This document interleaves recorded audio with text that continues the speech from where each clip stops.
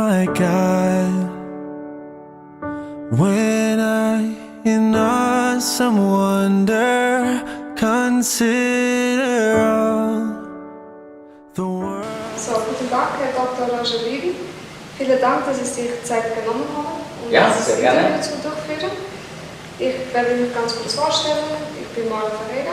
Ich mache eine zweite Ausbildung, FAGE, bei der Berufsfachschule Gesundheit Baselland. Und genau, meine Arbeit heißt, ob Gott die Welt erschaffen hat. Das ist eben das erste Oberthema. Die erste Frage, die ich Ihnen stellen werde, ist, wie kann ich an einem Ungläubigen am besten beweisen, dass Gott alles geschaffen hat? Wir leben in einer Welt, die man bezeichnet als Kosmos. Kosmos ist eigentlich ein griechisches Wort und das heißt Ordnung. Ein System, das geordnet ist. Also unsere ganze Welt weist bis in alle Details Ordnung auf. Und wir wissen schon aus unserem Alltagsleben, durch Zufall entsteht nie Ordnung. Durch Zufall entsteht aus schon vorhandener Ordnung Unordnung. Und wir wissen auch schon zu Hause, man muss das Chaos bekämpfen, indem man mit Intelligenz und Überlegung die Dinge ordnet, bis wieder alles in richtigen Bahnen läuft. Und wenn wir die Welt anschauen, alles ist Ordnung. Und da muss man sich fragen, woher kommt das? Da muss eine Intelligenz dahinter sein, sonst wäre unsere Welt nicht ein Kosmos, sondern ein Chaos. Chaos ist der Begriff im Griechischen, der genau das Gegenteil von Kosmos meint. Und das zwingt unseren Verstand zu fragen, wer ist dahinter, welche Intelligenz hat diese Ordnung zustande gebracht. Welche wissenschaftliche Beweise gibt es, die für die biblische Schöpfungsbereiche sprechen? Der Natur, mit all dem, was es in unserer Welt gibt, dann besteht hier Übereinstimmung. Und wenn man die Bibel vergleicht mit Wissenschaft, dann gibt es überall dort, wo sich Wissenschaft mit Dingen beschäftigt, die man im Experiment beliebig oft wiederholen kann, gibt es immer Übereinstimmung. Aber dort, wo Wissenschaft sich beschäftigt mit Dingen, die man nicht mehr im Experiment wiederholen kann, also mit Dingen, von denen man annimmt, das ist in der Vergangenheit einmal so geschehen, da kommt eben das Element von Spekulation in die Wissenschaft hinein. Und da kann es zwischen Bibel und Wissenschaft Konflikte geben. Aber allein die Tatsache, dass zwischen Bibel und Naturwissenschaft, da wo es experimentell vor sich geht, wie Physik, Chemie und so weiter, gibt es keine Widersprüche, absolute Übereinstimmung. Und das macht die Bibel eben auch in naturwissenschaftlicher Hinsicht glaubwürdig, wenn sie dann über Schöpfung spricht und nicht über Evolution. Könnten Sie mir nur zwei Beispiele geben? Ein erstes Beispiel. Die Bibel sagt, der Hase wiederkommt. Und man hat in der Wissenschaft lange behauptet, nein, das ist nicht so. Man kann Hasen schlachten und den Magen betrachten, aufschneiden und betrachten. Es ist nur ein Magen drin und nicht 4 wie bei Wiederkäuern, wie Schafe, Ziegen und Kühe. Also man hat gesagt, die Bibel ist in diesem Punkt falsch. Aber 1882 wurde zum ersten Mal in einer Tierärztezeitschrift die spezielle Form des Wiederkäuens beschrieben. Und zwar ist es so, der Hase frisst seine Nahrung und die geht den normalen Weg, bis dann am Schluss grüne Kügelchen ausgestoßen werden. Und die werden normalerweise direkt bei der Austrittsstelle, die Hasen sind sehr beweglich, abgenommen und nochmals gefressen. Da wird Vitamin B beim zweiten Durchgang gewonnen und verschiedene andere Dinge. Der Hase frisst alles zweimal und am Schluss nach dem zweiten Mal kommen die braunen Kügelchen. Und das ist Wiederkäuen. Die Bibel sagt nicht, der Hase hat 4 Mägen, aber sie sagt, er käut wieder. Und die Wissenschaft hat das gegenüber der Bibel Jahrtausende verschlafen und hat damit Recht behalten. Ein anderes Beispiel: in Sprüche 30 wird in der Bibel gesagt, dass Ameisen Wintervorräte anlegen. Aber in der Naturwissenschaft hat man lange gesagt, das ist ganz eindeutig ein Fehler, denn unsere Ameisen, die machen keine Wintervorräte. Nun ist es aber so, auch erst Ende 19. Jahrhundert hat man herausgefunden, dass die Art Messor, das ist die typische Ameisenart in Israel, die man überall finden kann, die macht keine Ameisenhaufen wie unsere, sondern direkt Löcher in den Boden, und die haben Wintervorräte. Also auch wieder ein Beispiel: die Wissenschaft hat lange, kann man sagen, verschlafen und die Bibel hat Recht behalten. Und so könnte man jetzt ständig mit Beispielen weiterfahren. Die Evolutionstheorie und der Urknall sind auch nur wissenschaftliche Annahmen und nicht bewiesen. Wie kann ich dies einem Ungläubigen am besten aufzeigen und klar machen? Ja, also da haben wir ganz klar einen Widerspruch zwischen Bibel und diesen Theorien wie Urknall und Evolutionslehre. Aber da ist es jetzt umgekehrt. Wenn man an einen Urknall glaubt, dann hat man die beobachtbare Naturwissenschaft nicht auf seiner Seite. Denn in der Physik lernt man, wenn man Physik studiert, schon im ersten Jahr und da ganz ausführlich die thermodynamischen Hauptsätze kennen. Und es ist so, der erste thermodynamische Hauptsatz besagt, dass die Menge von Energie im Kosmos immer die gleiche ist. Energie entsteht nicht plötzlich aus dem Nichts und sie kann auch nicht vernichtet werden. Sie kann nur von einer Energieform in die andere umgewandelt werden. Also Energie im geschlossenen System bleibt immer genau gleich. Und der Kosmos wird als Universum schon verstanden als ein geschlossenes System.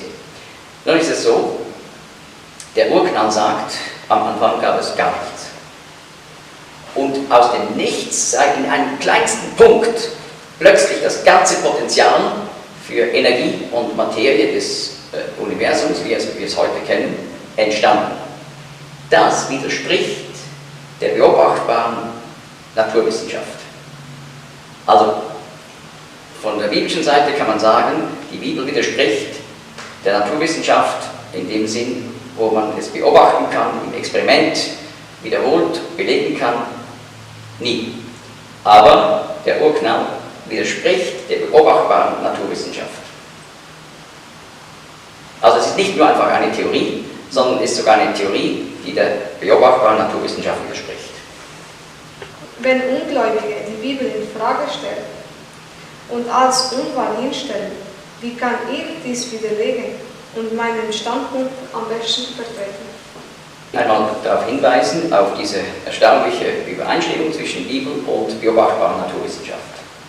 Man kann aber auch hinweisen auf die überwältigende Übereinstimmung zwischen Bibel und wirklich belegter Geschichte und Archäologie. Also man staunt einfach über die Präzision der Bibel in allen möglichen Details, wo man die Bibel kontrollieren kann. Aber es gibt natürlich auch Dinge, die können wir nicht kontrollieren.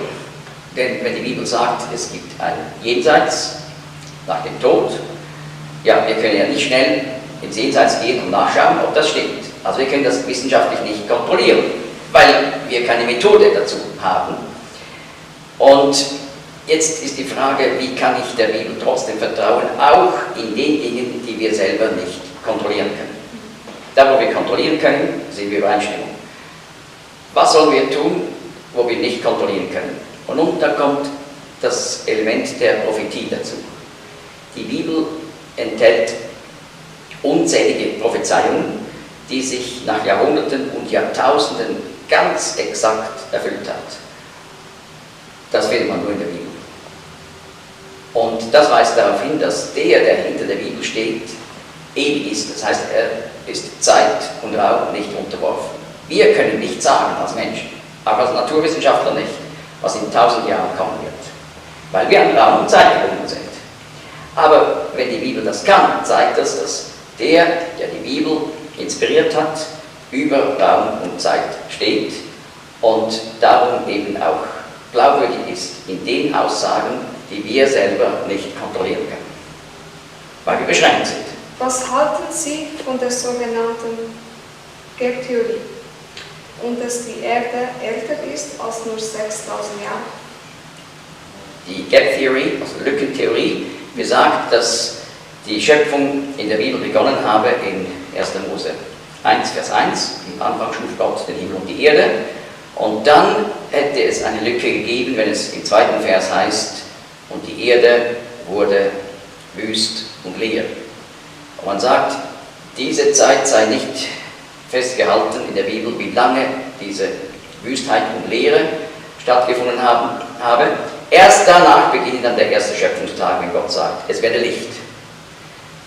Und so will man also da in Vers 2 Millionen von Jahren aus der Evolutionstheorie dort unterbringen.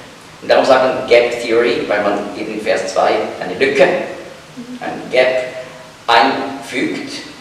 Aber das ist eben nicht möglich, weil die Bibel lehrt, dass Vers 1 schon zum ersten Schöpfungstag gehört. In den 10 Geboten in 2. Mose 20 wird gesagt, in dem Gebot, dass man den Sabbat als Israelit beobachten muss, da wird gesagt, 6 Tage soll man arbeiten, am 7. Tag ruhen. Und Begründung, Gott hat die Welt, Himmel und Erde, in 6 Tagen gemacht und dann war Sabbat. Also wird klar, es gibt keinen Platz für eine Lücke. Die zweite Frage, dann möchte man ja mit der Gap Theory suggerieren, dass die Bibel also lehre, dass die Welt älter sei, als was sie eben lehrt über die Jahrtausende seit der Erschaffung in den 6 Tagen, 1. Mose 1. Und davon halte ich gar nichts. Und zwar aus folgendem Grund. Erstens mal ist Gap Theory überhaupt nicht dementsprechend, was der Bibeltext sagt. Man legt etwas in die Bibel herein, was die nicht sagt. Und zweitens, man hat diese Gap Theory erfunden im 19. Jahrhundert, weil man dachte, so könnte man vielleicht diese Millionen von Jahren, die Darwin braucht für die Evolutionstheorie, versöhnend in die Bibel mit einbeziehen. Und das geschah, weil manche Christen so beeindruckt waren von diesen neuen Argumenten der Evolutionstheorie von Charles Darwin. Und man muss gar nicht beeindruckt sein, denn die Argumente für Millionen und Milliarden Jahre, die ruhen auf ganz wackeligen Füßen. Und diese Grundlagen kann man naturwissenschaftlich ganz stark angreifen, sodass deutlich wird, diese Beweise für Millionen und für Milliarden von Jahren, die bestehen gar nicht. Also ich bin als Christ gar nicht irgendwie gezwungen, da einen Trick zu erfinden, um die Bibel mit diesen Milliarden von Jahren zu versöhnen. Kann es sein, dass als Gott am Anfang Himmel und Erde schuf, dies eine Art Urknall gewesen ist? Es ist so, der biblische Schöpfungsbericht beginnt mit im Anfang, auf Hebräisch ein Wort, Bereshit. Also da könnte man sagen, da ist ja eine interessante Parallele. In der Urknalltheorie beginnt alles, auch die Zeit, in dem Moment des Urknalls. Und die Bibel beginnt mit der Entstehung der Welt im Anfang. Aber dann heißt es, schuf Gott den Himmel und die Erde.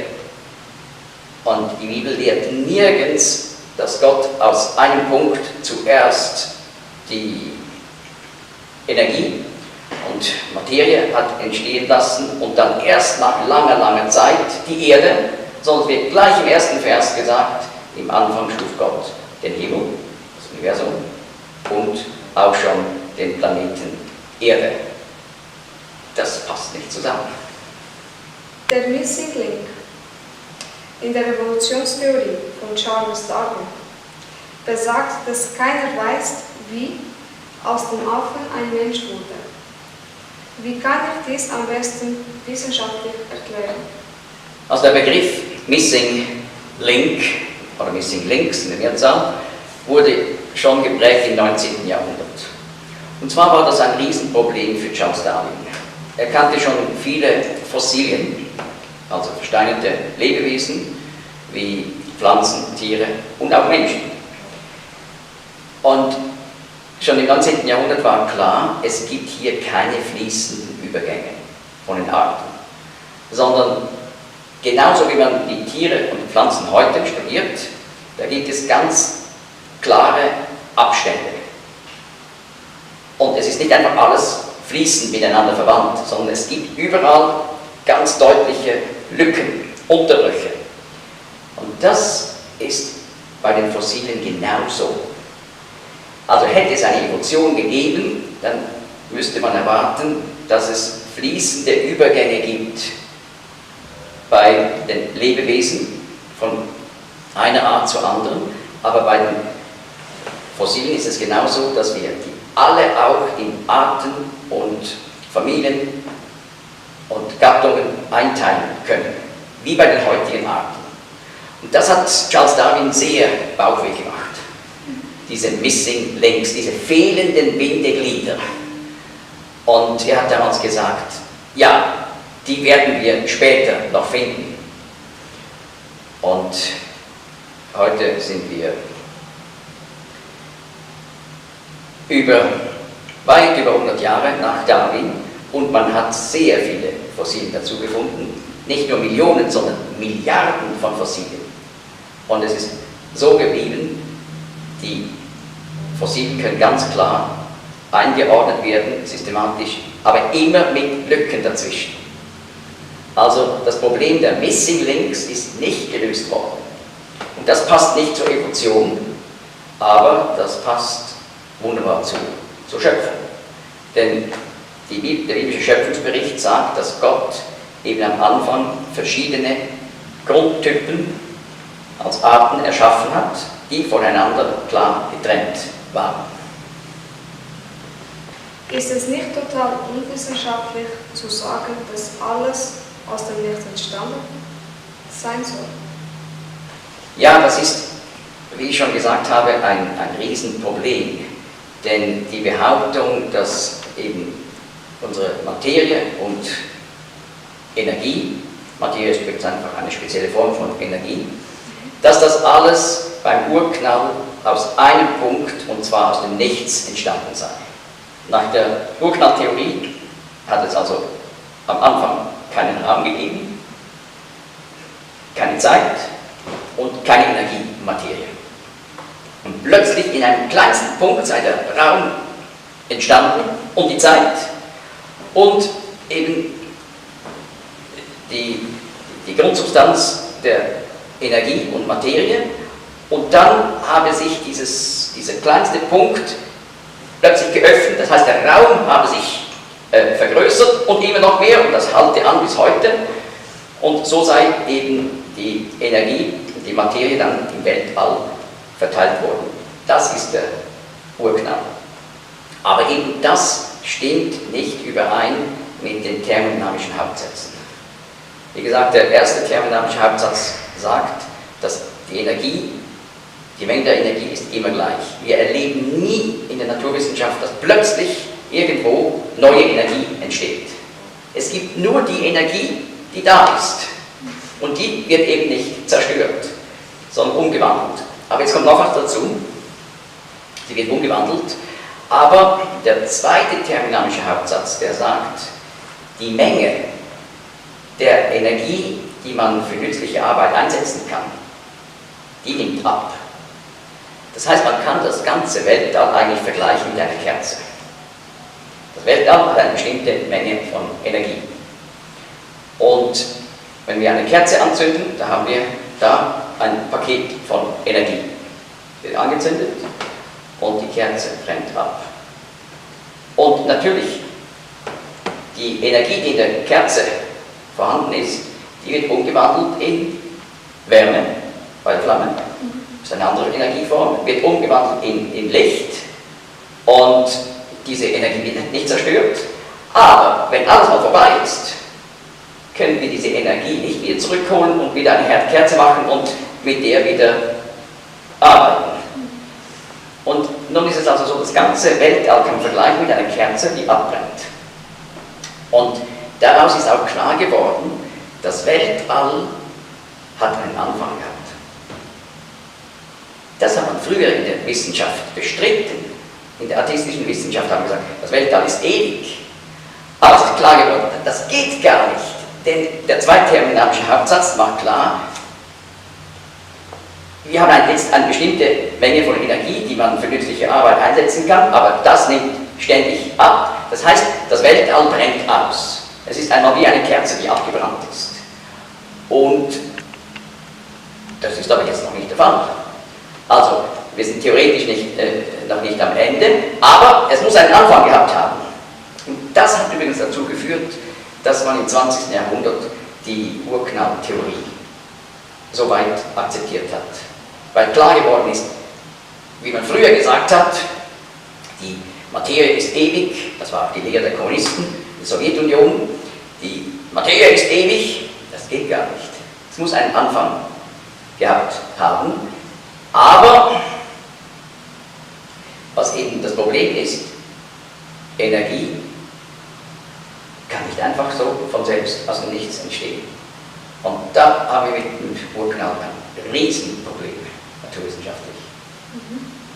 Ein Ungläubiger in Betracht zieht, dass ein Schöpfer alles geschafft hat, wie kann ich ihn überzeugen, dass dies Jesus ist? Es ist so, da ist ganz hilfreich die erfüllte Prophetie der Bibel, was ich ja auch schon erwähnt habe. Es gibt zum Beispiel allein im Buch Daniel über 200 Prophezeiungen über Weltgeschichte. Und die haben sich alle ganz wörtlich erfüllt und auch in der richtigen Reihenfolge. Es ist so, auf das erste Kommen von Jesus Christus vor 2000 Jahren, da sind etwa 300 Prophezeiungen aus dem Alten Testament in Erfüllung gegangen. Und auf die heutige Zeit, in der das jüdische Volk seit 1882 wieder aus aller Welt zurückgekehrt ins Land der Väter und den Staat gegründet hat, in diesem Zusammenhang sind 180 einzelne Prophezeiungen der Bibel in Erfüllung gegangen. Nun, allein mit diesen Beispielen, aber kann ich noch weiterfahren, kann man zeigen, so etwas gibt es nur in der Bibel. Wenn jetzt jemand sagen würde, ja, ich glaube, Allah ist der Schöpfer, das wäre der Gott des Koran, dann muss man eben fragen, bring mir doch eine Liste mit 100 erfüllten Prophezeiungen. Ganz konkret, mit dem Nachweis, es hat sich in der Geschichte erfüllt. Aus dem Koran. Man kann das ausprobieren. Man wird nie eine solche Liste bekommen. Aber es lohnt sich, das mal auszuprobieren. Und man kann einen Buddhisten fragen, bring mir eine Liste mit 100 ganz konkreten, erfüllten Prophezeiungen, wo du auch nachweisen kannst, dass es vorher geschrieben ist und nachher erfüllt worden ist. Das kann man nämlich bei der Bibel. Man wird keine Liste bekommen. Oder einen Hindu. Oder irgend. Das gibt es nur in der Bibel. Ich habe ein Buch geschrieben, das heißt Weltgeschichte im Visier des Propheten Daniel. Und da beschreibe ich 200 Prophezeiungen nur aus dem kleinen Buch Daniel, 12 Kapitel. Und gebe dort auch die ausführliche Beweise, dass Daniel wirklich vorher geschrieben worden ist. Und auch die historischen wissenschaftlichen Quellen, die zeigen, wie sich das dann auch wirklich erfüllt hat. Das findet man nur in der Bibel. Und dann kann ich sagen, ja, aber das gibt mir ein volles Vertrauen, dass die Bibel eben kein menschliches Buch ist, sondern Gottes Wort. Und dass die Bibel eben darum glaubwürdig ist, auch wenn sie über die Vergangenheit spricht. Wir können nicht mehr in die Vergangenheit zurück und kontrollieren. Also wir können keine wissenschaftlichen Experimente jetzt machen, um zu zeigen, was in der Vergangenheit geschehen ist. Weil Wissenschaft sich, wirkliche Wissenschaft, Naturwissenschaft, kann nur das belegen, was man im Experiment wiederholen kann. Alles andere ist Schlussfolgerung und Spekulation. Und da kommt persönliche Philosophie rein. Also wir können auch nicht zurückgehen und zuschauen, wie die Schöpfung war, aber weil die Bibel eben sich als übernatürlich erweist, und zwar so übernatürlich, dass der die Bibelschreiber inspiriert hat, offensichtlich nicht Raum und Zeit unterworfen war, dann kann man ihm vertrauen, dass er uns auch die Wahrheit mitteilt über die Vergangenheit. Man kann sich auch fragen, was ist einfacher? Grundsätzlich, zu sagen, was in der Vergangenheit war, oder zu sagen, was in der Zukunft kommt. Was in der Vergangenheit war. In der Vergangenheit ist es also ein bisschen einfacher. Es ist, je weiter wir zurückgehen, kann es auch schwierig werden. Aber es ist grundsätzlich einfacher, als was in der Zukunft liegt. Und nun, wenn wir sehen können, dass die Bibel über Jahrtausende hinweg ganz perfekt die Zukunft voraussagt, ja, dann kann ich eben der Bibel vernünftigerweise vertrauen, dass sie auch die Wahrheit sagt, wenn sie über die Vergangenheit spricht. Im Nordsee sind eiszeitliche Zähne von so gesagt Menschenaffen gefunden, die 115.000 Jahre alt sind. Finden Sie, dass es wahr ist? Also, alles, was man finden kann, ist wahr. Und das spielt nie einen Streich gegenüber der Bibel. Also, alles, was Wirklichkeit ist, das ist interessant und damit setzen wir uns auseinander. Aber es ist so, wenn man also irgendwelche Fossilien findet, da sind sich alle einig. Die überzeugt sind, dass die Schöpfung der Bibel stimmt und die Evolutionisten sind. Da wird gar nicht diskutiert. Außer Fossilien seien gefälscht worden. Und das ist auch schon geschehen. Das sind also Affen, Menschen, Knochen gefälscht worden, um die Evolutionslehre zu belegen. Aber das lassen wir auf der Seite. Daran sind Evolutionisten heute nicht interessiert und die an der Schöpfung festhalten, sind auch nicht interessiert. Aber die Fossilien, die sind Tatsachen. Das Problem ist, wie interpretieren wir die Fossilien? Und es ist so, dass wenn man Fossilien anschaut von Menschenaffen und von Menschen, alles, was man an Fossilien findet, kann man entweder zuweisen an Menschenaffen oder an Menschen. Und das wird eigentlich schon klar, wenn man auch die Namen anschaut. Zum Beispiel ein wichtiger Vorfahre des Menschen nach der Evolutionslehre ist der Australopithecus. Nun, das heißt Südaffe. Australopithecus heißt Affe. Das macht also klar, dass Evolutionisten auch überzeugt sind, das war eine Affenart. Und zwar eine ausgestorbene. Also Australopithecus gibt es nicht mehr, aber es gibt verwandte Menschenaffen wie Schimpansen, Gorilla und so weiter. Also, das ist Affe. Und dann gibt es Fossilien, die nennt man Homo. Zum Beispiel Homo erectus, Homo neanderthalensis und so weiter. Oder Homo sapiens. Und da wird mit dem Wort Homo bereits gesagt, das sind Menschen. Homo heißt Mensch. Und man kann eben zeigen, dass der Neandertaler, das war nicht ein Vormensch. Wenn man den heute antreffen würde im Supermarkt, da würden die Leute nicht davon sprechen. Das Problem ist, in vielen Büchern und gerade populärwissenschaftlichen Büchern hat man den so rekonstruiert, als wäre er ein schreckliches Gespenst. Aber das Problem ist, wenn man Knochen hat, ist, was man an Fleisch und Haut und Behaarung hinzufügt, das ist alles Spekulation. Und man kann sogar zeigen von der Genetik heute, dass der Neandertaler, das war ein Mensch. Und zwar eine andere Menschenrasse, aber mit Menschen konnte der sich vermehren. Also das war einfach 100% ein Mensch.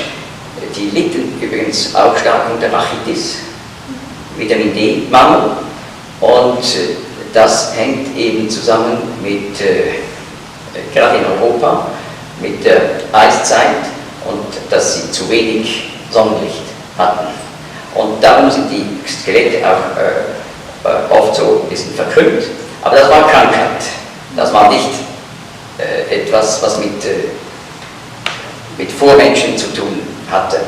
Und so sind diese Fossilien eben kein Problem für die Bibel, aber sie sind ein Problem für die Evolutionslehre, weil eben diese Unterschiede, wo es keine wirklichen Brücken gibt, die bestehen nicht nur bei Affen und Menschen, sondern bestehen eben auch bei den Tieren im Allgemeinen und auch bei den Pflanzen.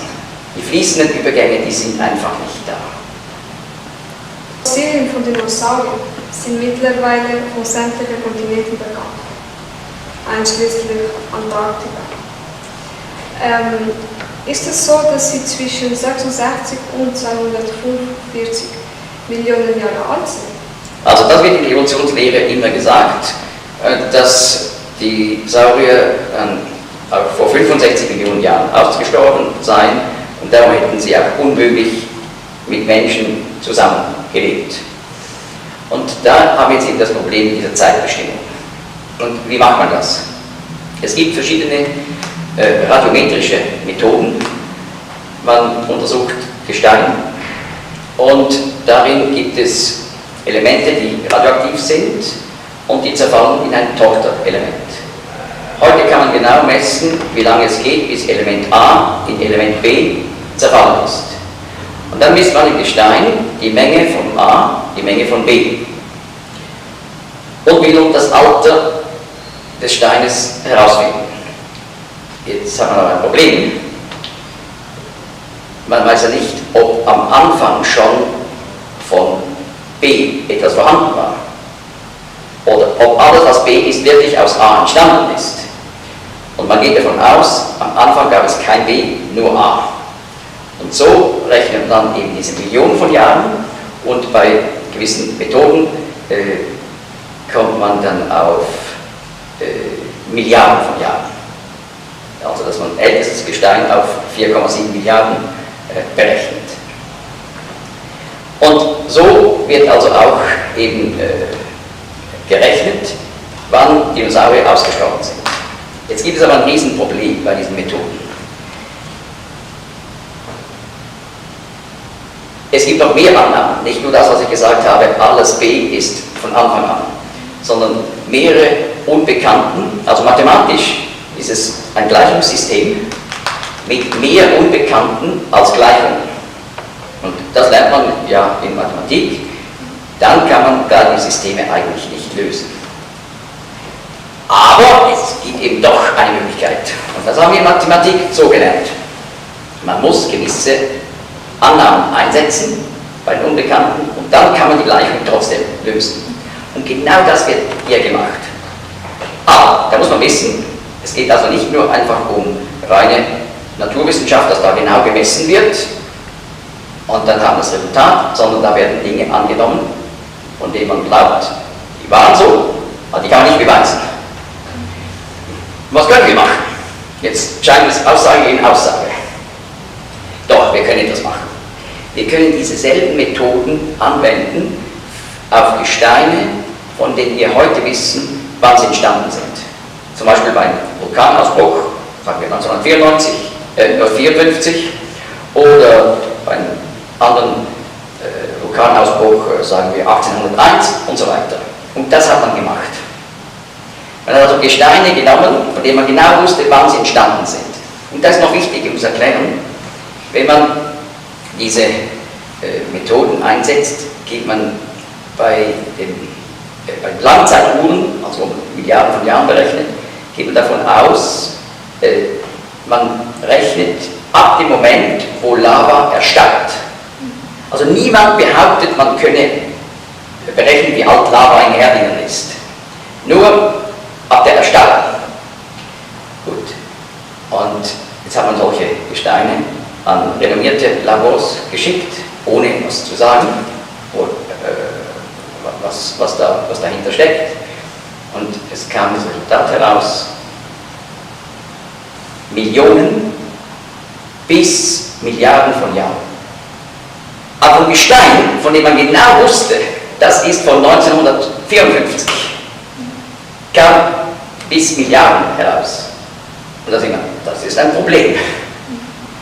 Und wirklich ein großes Problem. Das zeigt nämlich, dass diese Annahmen, die er gemacht hat, eben nicht glaubwürdig sind. Und damit ist man also überhaupt nicht unter Druck, diese Jahreszahlen wissenschaftlich zu akzeptieren. Aber auf der anderen Seite ist es ja interessant, in den Märchen kommen überall Drachen vor. Woher kommt das, diese Drachenvorstellung? Oder man sieht bei den Indianern in Südamerika 3D-Modellierungen von Tieren, die genauso aussehen, wie wir sie kennen von den Dinosaurierknochen.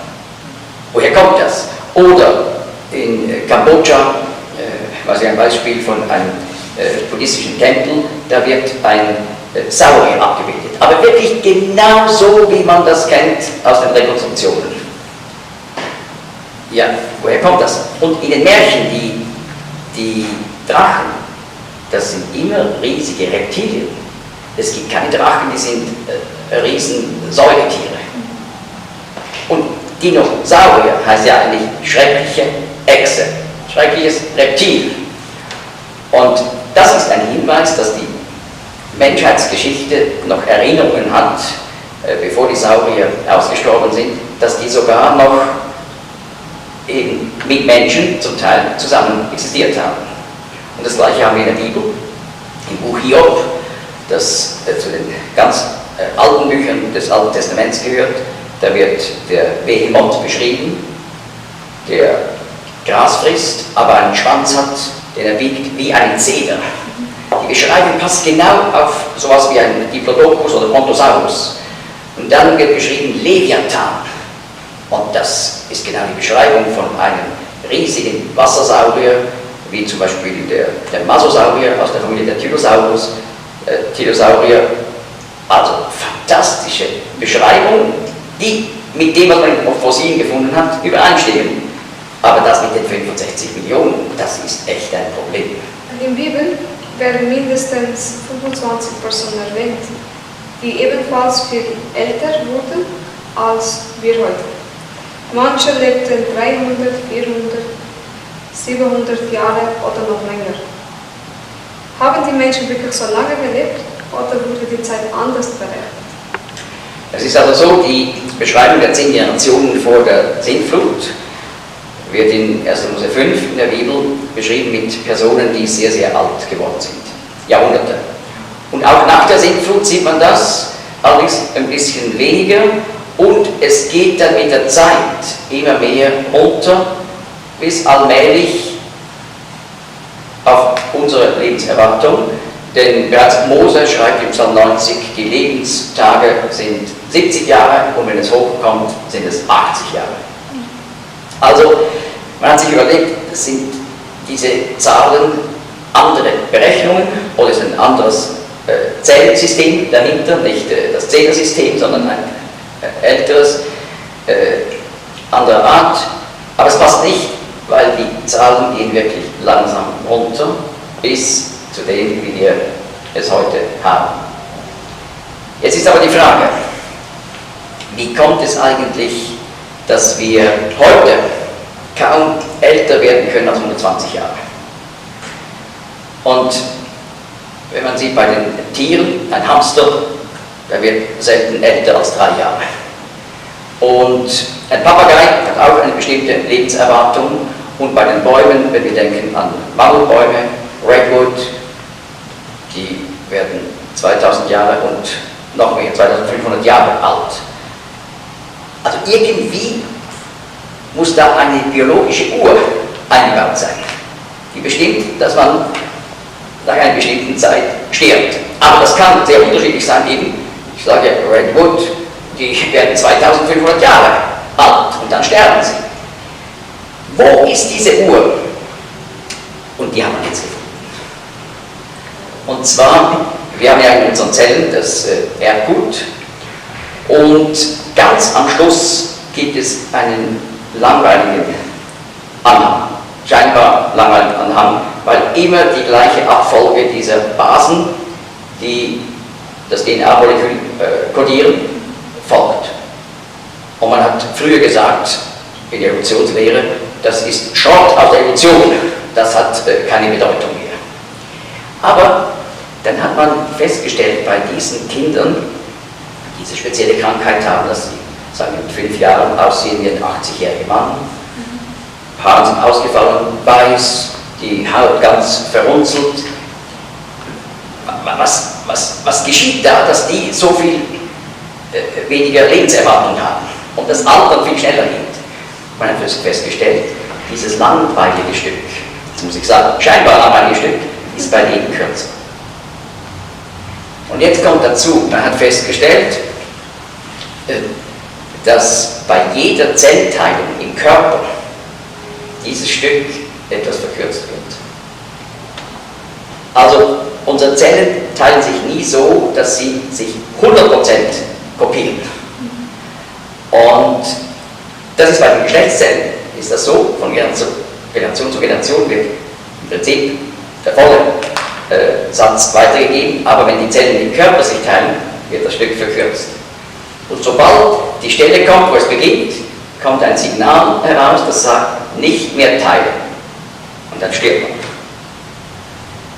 Also ist da eine Programmierung drin.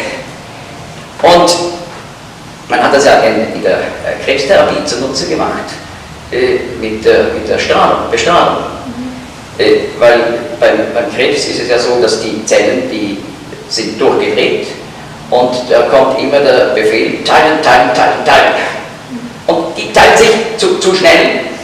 Und man hat sich gesagt, ja, wenn wir bestrahlen, dann können wir zufällig diese Stelle treffen, wo das scheinbar langweilige Stück angehängt ist, und dann kommt das Signal, nicht mehr teilen. Da können wir etwas machen gegen Krebs. Aber natürlich, man trifft dann eben auch die Zellen an guten Stellen, und das ist dann das Negative. Aber genau diese Möglichkeit, dort zu treffen, um die Zellen zum Stoppen zu bringen, das ist die Überlegung der Strahntherapie. Und jetzt muss man sich fragen, hätten wir eine Möglichkeit zu machen, dass unsere Zellen sich vollständig kopieren, dann könnten wir theoretisch ewig leben. Ja? Dann wäre diese Verkürzung nicht da, es wäre immer genau das Gleiche. Das ist natürlich nur ein Faktor. Es gibt noch andere dazu, aber das ist doch ein sehr wichtiger Faktor. Also ich vereinfache etwas, aber es ist ein sehr wichtiger Faktor. Und wenn man sich überlegt, wir hätten eine Superfrucht mit einem Supervitamin, die machen könnte, dass, wenn wir diese Frucht essen, die Teilung vollständig geschieht, dann könnten wir ewig leben. Das ist ein interessanter Gedanke im Zusammenhang mit 1. Mose 2 und 3, wo von dem Baum des Lebens gesprochen wird. Heute wissen wir, dass wenn zwei Geschwister ein Kind auf die Welt bringen, kann gut möglich sein, dass sie krank oder behindert sind. Wie war es denn mit Adam und Eva, wenn wir von Adam und Eva stammen?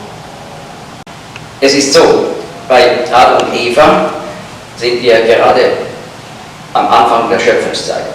Und da war ihr Erbgut 100% intakt. Unser Problem heute ist, wir sind seit so vielen Generationen degeneriert.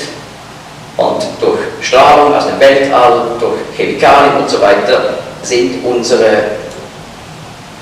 ist unsere DNA geschädigt. Und wenn nun zwei Geschwister sich heiraten würden, die haben Schäden genau an den gleichen Stellen. Und da ist das Risiko sehr hoch, dass diese Schäden sich verdoppeln und dann bei den Kindern sichtbar werden. Und darum ist es eben gut, wenn man heiratet mit großem Abstand und dann kann man davon ausgehen, dass der Ehepartner, die Ehepartnerin nicht die gleichen Schäden hat und dass es dann eben möglichst bei den Kindern nicht zu einem sichtbaren Schaden kommt. Aber ganz am Anfang war das eben noch gar kein Problem, weil das Genmaterial hundertprozentig gut war. Aber heute ist es ein Riesenproblem. Und interessant ist, in der Bibel wird ab dem Auszug aus Ägypten, also vor rund 3600 Jahren, das Gebot gegeben, dass alle nahen Verwandtschaftsgraden sind vollkommen per göttlichem Gebot ausgeschlossen. Und dadurch wird unter anderem eben verhindert, dass diese Schäden so weitergegeben werden. Die letzte Frage wäre, wie haben Sie sich bekehrt? Wie ist Ihr Zeugnis? War das so, dass ich in einer Familie hineingeboren wurde, wo die Bibel als Gottes Wort galt und geglaubt wurde. Und das Zeugnis meiner Mutter, wie sie gelebt hat, das war für mich sehr überzeugend. Und ich habe mit 10 Jahren eine ganz bewusste Entscheidung für Jesus Christus gefällt.